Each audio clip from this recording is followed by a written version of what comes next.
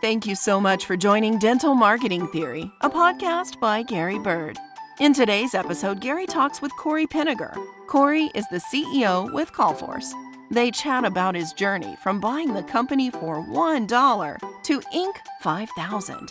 As always, please make sure to like, subscribe, share, and leave a comment, as all of those things really help get the word out about dental marketing theory.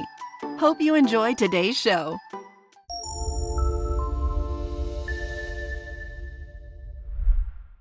Hey, good to have you on today, Cory. Hey, Gary, good to be here. Awesome, man. Really excited to talk to you. I love what you are doing over at your company. You're somebody that I look to and see some of the things that you guys have been doing and just the road you've been paving. And it kind of helps me understand, okay, here's some of the next steps that I need to start walking towards. And one of the things that I know I'm definitely aiming for. We made the Inc. 5,000 list. We were like 4,600 or something like that. We like barely squeaked in there, and it was chaotic to get on that list, right? I know how much noise that was. And then I looked at where you guys were, and you guys were 395. So I was just imagining all the work and all the effort that you had to put in to get onto that list and to grow like that. So congratulations on that, man. Super pumped for you guys. Thank you. And truthfully, as you know, just as well as I do, Gary, it really comes down to team. As a company continues to grow, I remember last September, we realized that we had a decent chance of being in the Inc. 500, but that we also needed to finish out, the end of Q3 and Q4 really well. And so we went to our team and said, this is what we want to do. Here's some rewards and some goals that we want to hit, and some rewards entail with that, and let's do it. And we were able to actually surpass those, and the team was rewarded, and the team has had a big win behind that as well. So really at the end of the day, it's about giving a framework to achieve those goals, setting lofty goals, and then serving your team to make that a reality. That's awesome, man. I wish our story was that cool. We were like, someone on our team was like, we should enter into the Inc. 5,000 fastest growing. And we were like, whatever, we're not going to make it. It's like, if you want to do it, whatever. We ended up making the list, and we were like blown away, right? Like that we even made the list. So now we're kind of doing what you did last time. So now we're like, okay, guys, how are we going to get higher on the list? How are we going to, keep growing? So it's exciting. And you're 100% right. Like, we had team members that believed that we could make that list, and they kind of went and made it happen. So it's awesome when you work with awesome people who do awesome things. And I know you guys have a great team over there. Oh, an amazing team. And what was unique for us is where we are in Lehi, Utah is kind of a mini tech mecca of the United States, the ugly stepchild of San Francisco. And so growing up and working in tech previous to CallForce, it was you make the 500. That's kind of a box you want to check of notoriety. And so I think from day one, whether it's right or wrong, it was like, well, this is something we want to do or want to accomplish to be in the big boys club. Yeah. That is so cool. And I know you guys are continuing to grow and continuing to innovate, and you guys are really leading in the space, and it's exciting to see. I see some of the stuff you work on in the background, and it's exciting. Something I wanted to talk about, something that has been interesting, is kind of how people ended up in dental. So what we have found just with having these conversations is, unless you're a dentist, pretty much a lot of people end up in dental on accident. I love your story about the 40% layoff. Would you mind sharing that with the audience and how that led to you eventually getting into dental? Yeah. And I can even go back to kind of the very beginning.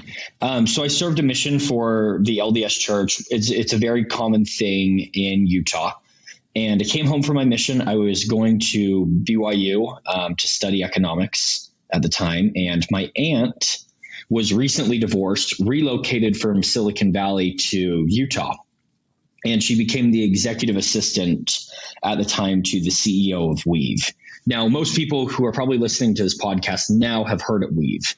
Yeah. Back in 2014, 2015, Weave was 50 to 60 employees.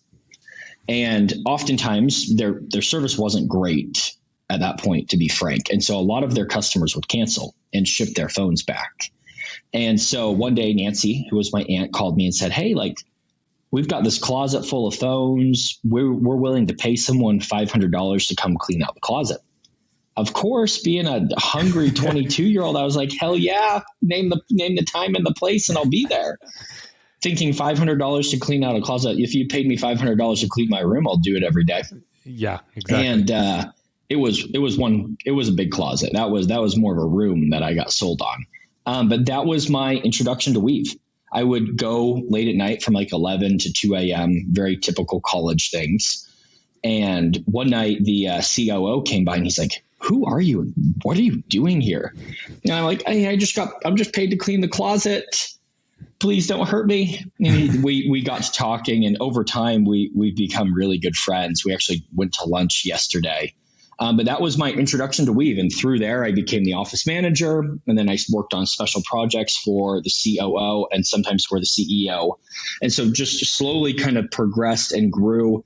And I was very fortunate to have amazing leaders who would take someone at 21, 22, 23 and say, hey, we're going to give you a difficult project. And if you succeed, we're going to give you another difficult project. If I wasn't given those opportunities, I would still be cleaning closets or stuffing snacks at the front desk. So that's kind of how we got into the business. In December of 2016, Weave was burning $1 million a month more than they should have. And so the venture capital funds who were backing Weave came to, the board and the CEO and COO and said, either you lay off 40% of the company to cut down on churn or burn of cash, or we're going to gut the C-suite. Basically, we're going to fire you. And unfortunately, that's a pretty easy decision for them. And so in December of 2016, they chose to lay off 40% of the company. And there was a department that they cut called Recall Solutions. And Recall Solutions was doing $120,000 to $200,000 a year. I don't remember the exact details now. Yeah. And probably had 30 to 50 customers at the time. And they said, hey, if you want to take this off our hands, we'll sell it to you with no strings attached for $1. Which is crazy. Man, the opportunities. And that's where it started. And I remember going to my dad, and I've looked up to my dad consistently throughout my career, someone who's been successful while also being a really good guy in business at the same time. And I went to talk to him. And initially at that time, I had an internship offer from Goldman Sachs in their investment banking department to do sovereign credit risk. So a completely different career path. I was going to go to Hong Kong for the summer. I was going to work on sovereign credit, which is way over my pay grade. And I remember going to my dad and being like, yeah, we have this opportunity to buy this overdue hygiene patient recall company for $1. And he goes, that is the worst idea I have ever heard of. And I think it's the ego of being a 23-year-old and saying, all right, I'm going to prove you wrong. And so ever since then, we purchased the company for $1. We've grown from 4 employees to over 200 today, and from 30 locations to over 2,000 today. And we've been really fortunate to be in a market at the right time and to have a team that works really hard when lucky or fortunate opportunities are given to us, like $1 company. It happens almost to no one. And what year was that again that you bought it for $1? December of 2016. Okay. So you're looking at 5 years ago. Yep. That's great. That is so cool. And one of the things that I heard you share was about kind of how you were impacted. And I know you're really big on this, is like accessing the dentist, right? And being able to actually get a hold of somebody. I know that's a big deal to you. I love your background story on that. Would you mind sharing that with us? Yeah, it's a good story. So we hopped around a lot when we started our business. I mean, our first office that we opened, well, if we would term it an office, it was 360 square feet, and it was in the basement of a building, and it was next to some shady businesses. That's all I'll say there. And we were moving from that business, and we moved into, a couple 1,000 square foot office. And me and my partners were moving one night, and I remember going home at like 11 o'clock at night. I was doing a webinar with front office rocks the next morning. And I was like, oh, I'm going to get some Domino's. We worked hard all day. I sit down on the couch. It's 11:15. I take one bite into the Domino's and my tooth falls out. My front tooth falls out. And this is also in the infancy of the business where I'm like, well, I'm going to do a webinar with Laura Hatch, who I barely know tomorrow. I'm not going to call and move that. Also, I don't have a front tooth. I look like a pirate. And so I remember like at 11:15 at night, like calling practice after practice. Of course, no one answered. And then getting up the next morning at like 6 a.m. being like, okay, I'm going to find one practice who has their front desk team member or doctor in-house at that time. And I called and I called and I called and I called. And finally at like 7:45 or 8, I was able to get a hold of a practice. And that's when I realized that there is plenty of practices who get opportunities, and you don't need to answer your phone at 11:15 at night, but there's opportunities throughout the day all the time. And the interesting thing about that is because Dr. Bowen was able to take my call early that morning and also fix my issue and get me to my webinar on time, I still go to him today.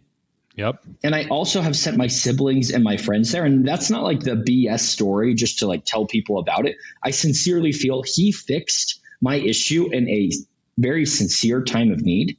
And because of that, I want people to go there because I believe he's going to do the same for them. And so that's the importance around answering the phone calls and always being nice.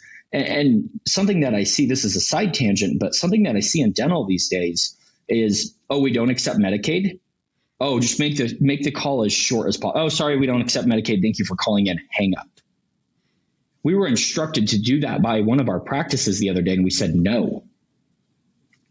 Because that's not where you're going to build goodwill in the community. And goodwill at the end of the day is a tremendous but hard to track marketing source where if people in the community trust the dentist, they're going to refer their friends there. And people want to go to a dentist or a doctor that is trusted by their peers. Yeah. Yep. 100%. And I know this is a big topic. People almost don't believe me when I say it. So I always use you guys as a source because we track it as well. And I know you guys do too. Right now, 30% of calls are going unanswered. Now we look at the marketing calls. So that means if someone's spending $10,000 on marketing, $3,000 is going down the drain on the top of your funnel. So before they even think of a marketing funnel, so before they even get into the funnel, they're going to spill out over the top. You guys are seeing the same thing. How are you guys helping people fix that? Yeah, and it's a really interesting conversation. And to explain a little bit more about the data that Gary and I both see, 32% on our side is the average missed percentage of inbound patient phone calls. Mm-hmm. And the common misconception is those are the examples of people calling in without a tooth at 6:30 in the morning. That would actually be an outlier in the data. A majority of the missed calls actually come during business hours, and they come in 2 or 3 major peaks in a typical business setting. That is just when the business is opening up, that 8 to 9:30 range, that lunchtime range, and that end of the day range. And why those add up, there's 2 reasons. Number one, we're just getting into the dental office. We're just getting teed up on our morning activities. We're holding our morning huddle. And because of that, we're occupied. And so when the phone rings, we may not be able to get to it. Or lunch, we are down team members. But guess what? When people are calling at 8 in the morning or 12, it's because it's during their lunch break. It's during their call in. And that's the perfect storm that's created within dental is we're taking our breaks when people are also taking their breaks, which then means we are harder to reach as a practice. So we need to create systems and be aware that people are going to call on their drive into work, their drive home from work, and during their lunch break because they have the 15 or 20 minutes needed to schedule or do what they needed to do. And we need to cater to that to grow our business. Yeah. And just to ducktail on that, and when I said 30%, all we're measuring is when we drive marketing leads. And marketing leads, we only drive them when the office is open, right? Like usually, unless somebody really wants emergencies or something like that. So we're seeing 30% unanswered calls during business hours, and there's others as well on top of that.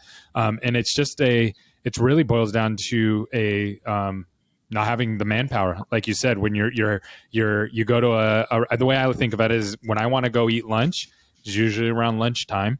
And guess what? Everybody else in the world is going to go eat lunch at that time. And guess what? Not every restaurant is always ready to greet all those people who want to eat lunch at the same time. And it creates some serious service issues. Even if you have the best food in the world, there's some service issues and there's some lost opportunities there. So how do you guys help close that gap for dental offices? Yeah. So first of all, I think you bring up a great point, and I don't want to make this about, what does CallForce do to solve this problem? There's a lot of great technology and services that will just help you cater to your practice's needs. There's actually a piece of technology that I'm a large fan of that isn't within our suite of services, and it's called missed call to text. And so there is a piece of data that is, if a new patient calls and does not answer the phone, and the practice does not answer the phone, there's a 13% chance that they will leave a voicemail or ever call back. And so in those staffing hours, because what I don't want to play the game of is, like, as we all know, staffing right now is brutal across the United States. The reason the lines are longer at our fast food restaurants or wherever we go is they don't have the cooks, they don't have the line help to actually get that done. So I don't want to come in here and say, hey, answer your phone calls, make your team work through lunch. There's pieces of technology and services that we can layer on top of this, where I called a place the other day and I got a missed call text back. And about 30 minutes later, we engaged in a conversation. That is so over cool. Text. And guess what? I didn't have to step out to make that a reality.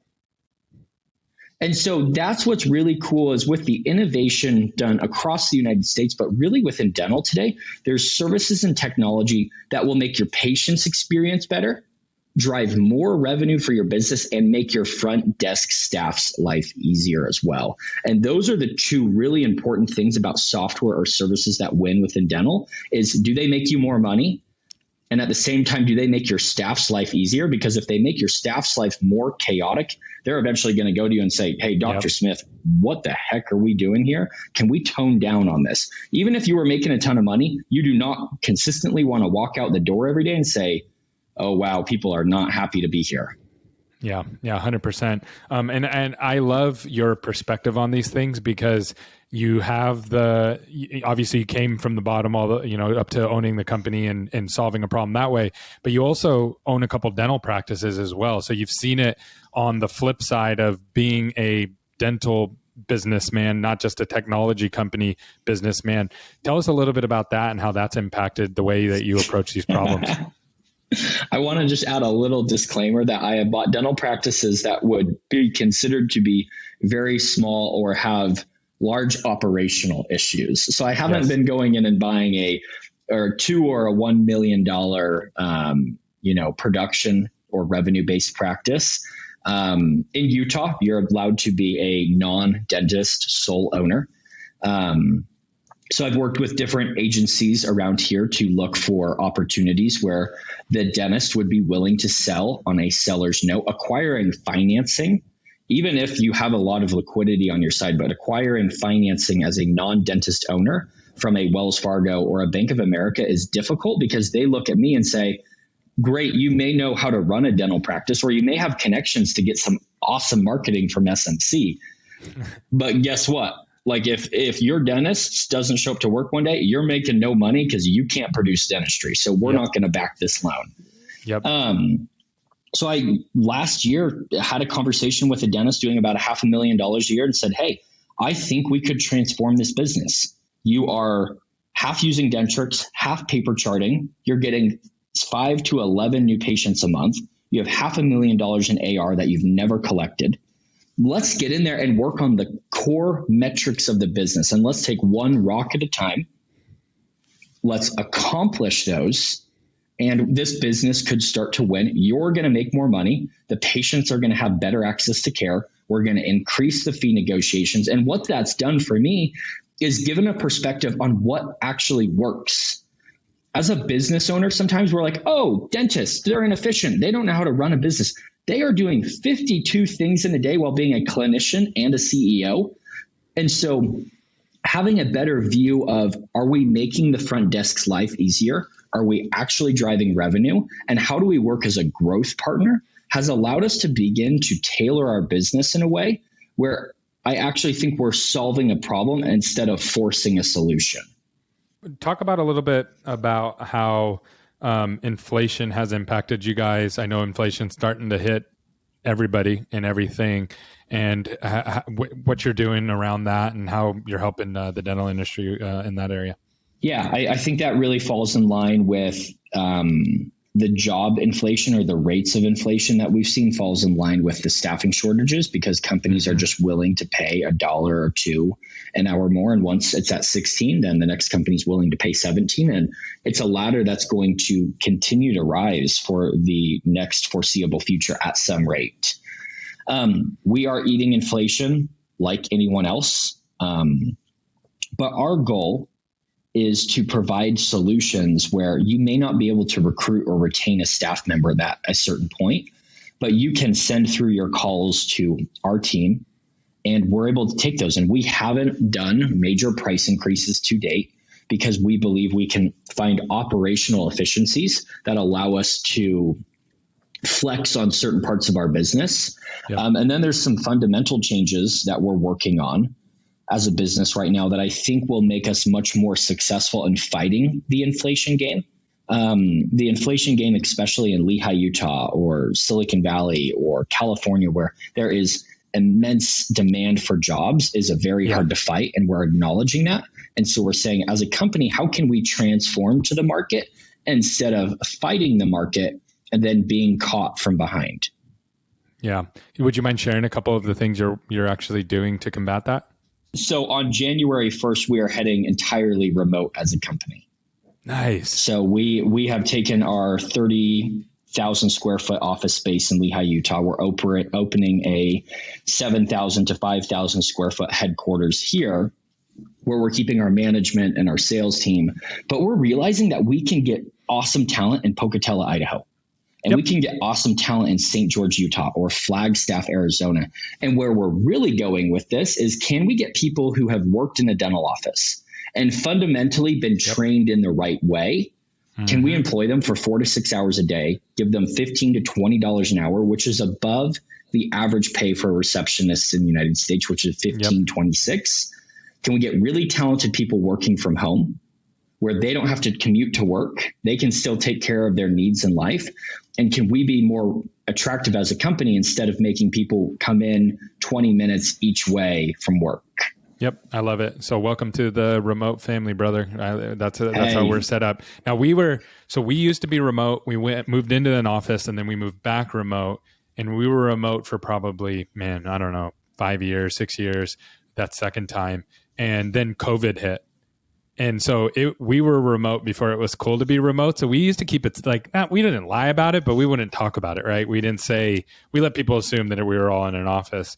And it gave us a huge advantage because we could hire from anywhere. We could, cover multiple time zones. And it was, you get to work from home. It was a recruiting tool, right? So it's a huge advantage, and you save all that money. Now it's not great for the commercial real estate side of things. But what I'm seeing on that side is that the commercial real estate is doing pretty good, because people are needing to store more things now because of all the different shipping and online and more distribution. So it's kind of like everybody's eating on that front. So that is great. I'm super excited for you guys. And I know that will pay huge dividends for you guys. And also make it easier to manage everything. I know offices kind of make it more complicated in certain ways. There's some downsides too, but super excited for you there. What are some of the biggest things that I know you work with a lot of dental offices. What are some of the wins that you're seeing that these dental offices are doing right now to combat all the different things that they have flying at them? Yeah, I think there's a movement within dental right now where people are willing to, or be open-minded to, different solutions. That can be outsourcing your marketing, that can be outsourcing your verifications. I think there is a stigma, and a rightful stigma that's existed for a long time, that if I outsource something, it's a worse quality. Outsourcing I do because I save money. Yeah. Where we want to come in from an outsourcing perspective is let's actually do it at a better job. We may not even be cheaper in some instances, but how do we become an expert in just handling new and existing patient opportunities? Mm-hmm. And as someone who's done this really well is if you think about cloud computing, which is, first of all, an amazing term. Yep. If you really break down the existence of cloud computing through AWS or AWS or Google Cloud or all of the other great companies out there, it's really outsourcing your servers. That's all it is. Yeah. It sounds so much cooler the other way. But that's what they've done from the marketing perspective, where people are like, oh, you're in the cloud. No, you're outsourcing your servers. Yeah. Your servers are someone else's office now, not your office anymore. And what I think it's really interesting, because at the end of the day, just for us to say we're not server experts, nor do we want to have a 2,000 square foot room that's humming at 100 degrees all day long. That's just not what we're good at. And so we say, hey, AWS, take our servers. And what's great is we can flex our server usage up and down based on when we need to pull or ping data. I love Dental that. calls can be the same way. And what I was going to say is that I've worked with a lot of different reception, outsourced reception, and most people most companies just frankly do not care how they sound when they answer your phone. They just don't. They're just there to take down a name and number.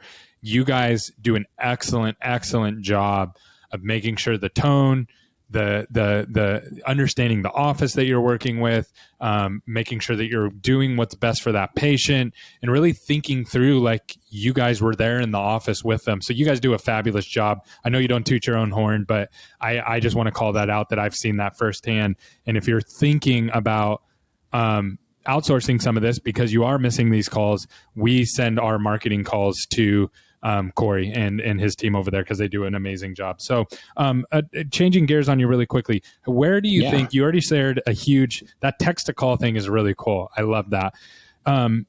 What are some other tech pieces that you're seeing in the dental industry that kind of get you excited as we begin to move into the future? Yeah, I think there's a couple movements within the industry, and some of it hasn't been completed yet, but I believe the market is moving this way. I think you look at patient engagement tools. Those would be versions of Solution Reach, Weave, Modento, and how they work and speak with practice management softwares. I actually think there will be a convergence where marketing companies as well begin to work with those patient engagement tools so that we can have better visibility. There's a very inherent problem within dental around practice management softwares because things are only tracked when a patient happens. So Gary, I'm guessing you use Salesforce or Hubspot? Yeah, we use Salesforce, yeah. Okay, and we're on Hubspot. That allows us, when we get a demo or a lead or an opportunity from any kind of source, to track it from stage one before they're a customer. Yep. Dental right now doesn't have the ability to do that. Exactly right. Yeah, which is interesting because if I have a hygiene patient, it's not as big of a deal, right? But I want to see that they make it back to their recare, and you can kind of use the PMS for that.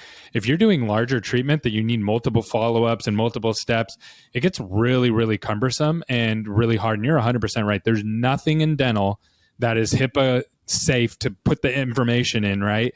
To track that lead or that patient all the way through. And keep following through and attaching their friends and their family and all those kind of things. And I'm also with you on marketing companies tying into all these companies. We're right now at the place where we're integrated with most of the PMSs. I know you guys have that going on too.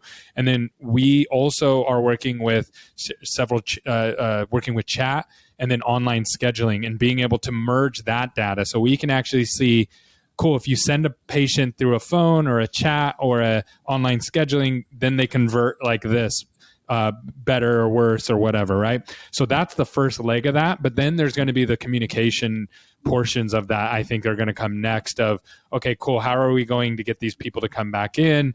And how are we going to track this person all the way through? So this is actually something that I'm super passionate about, and it's something that SMC is working feverishly on behind the scenes. So I'm right with you. I think that, and from my perspective, that's the next best thing coming out. What are What are some of the things that you guys have been dealing with as you guys scale that have some things that you've learned along the way from just the business side of things to that have been useful as you guys have grown so fast? Yeah, I think you're learning new things every day. I mean, moving fast, just as you guys do, you break a lot. And I think Yes. from the outside, people are like, hey, congrats on making 395 on the Inc. 500. Very frankly, on the inside, it is pandemonium. Yep.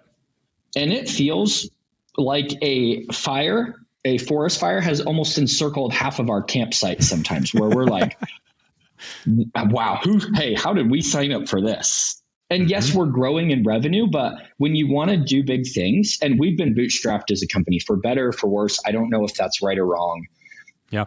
We haven't taken millions of dollars on our balance sheet. And so Same. we also operate under the pressure that we've got to make this month work, but we've also got to pay forward 6 or 12 months ahead from a product standpoint. And that takes millions of dollars to invest into. Yep.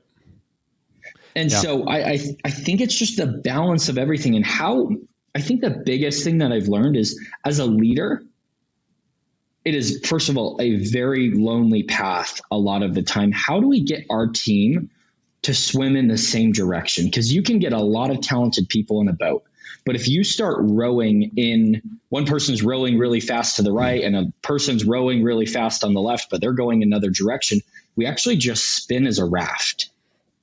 And so it's not just about talented people, but it's about streamlined focus. And it's an actual verb called, I served my mission with a lot of Polynesians. So when they go out to row in the ocean, it's called taliapa, of we row at the same pace at the same time with the string saying with the same amount of force, so that we go in the same direction.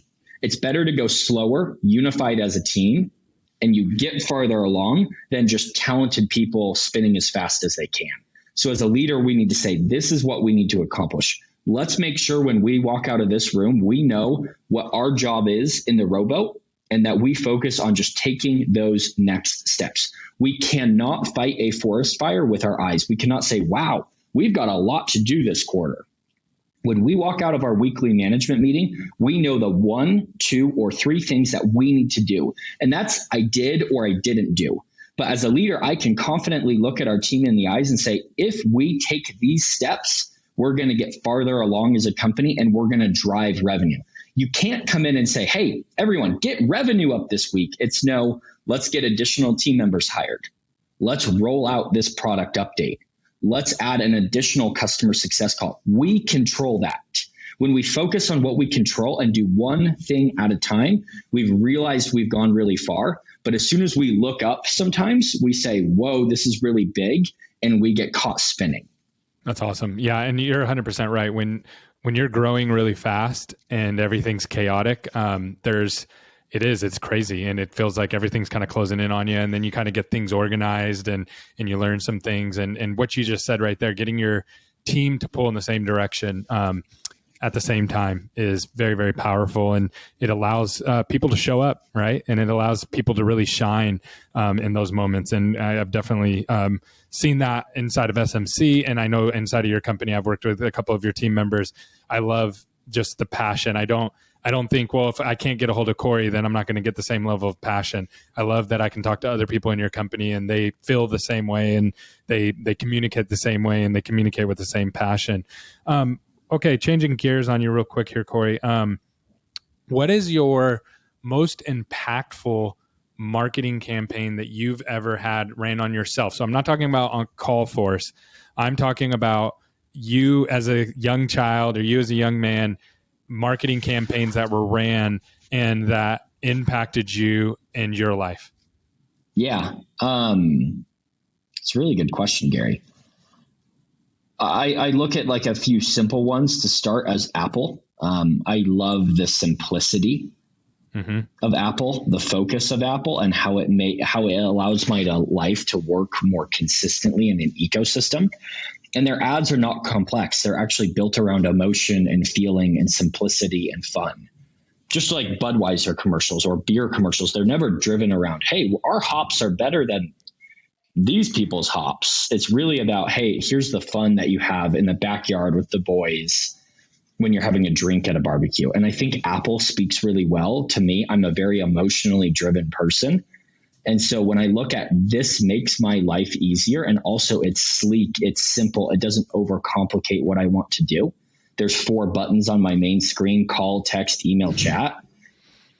I love that. And they've been able to convey life will be better, not when you overuse this device, but when you use this device in ways to communicate what you need to get done. Someone else on our podcast brought that up, and we were talking about not only that component of Apple's marketing, but how also, and I don't know if you remember these, but remember the non-Apple guy in their commercials? It was kind of like a Bill Gates, a little bit nerdier data guy, right? And so it was like you had the Apple cool guy, and then that was the Apple computer, and then you had kind of the nerd, you know what I mean, using the other stuff. So they do a really good job of framing that and really honestly building an ecosystem that is consistent. And, you know, somebody else who spends no money on marketing, which amazes me, but they've done the same thing where they've built an ecosystem first and then they built out, is Tesla. And again, they don't spend a penny on marketing, which is wild to me, that you start a company like that and are able to pull that off. But they have built the charger infrastructure to be able to take your Tesla anywhere you want to go, and then built all the software and all the technology inside the car. So that way you can communicate and live inside this Tesla ecosystem. And it's very seamless. And it's very similar to how Apple built out their product. So I love that. If someone wants to get a hold of you, Cory, someone wants to get in touch with you, talk to you about what you're able to do for their offices, what's the best way for them to reach you? Yeah, so our website is our best way to reach us. It's www.getcallforce.com, GETCALLFORCE.com.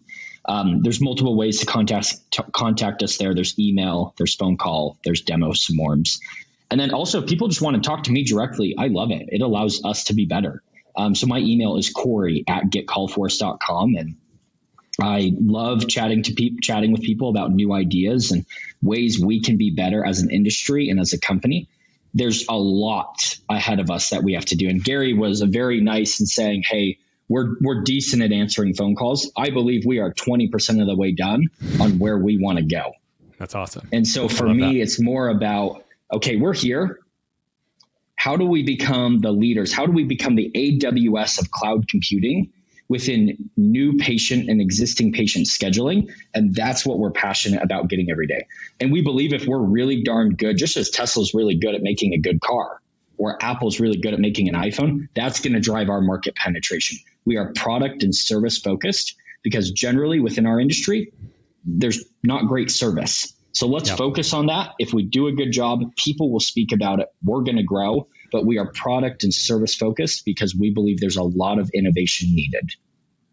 That's awesome, man. Yeah, definitely give Cory a call, and he's the real deal. He will talk to you. He does have a lot of great ideas, and their company is definitely moving in a direction that's exciting, and again, something that we use personally for our clients. So thank you so much for taking the time to come on, Cory. I know how busy you are, and appreciate you sharing your thoughts today.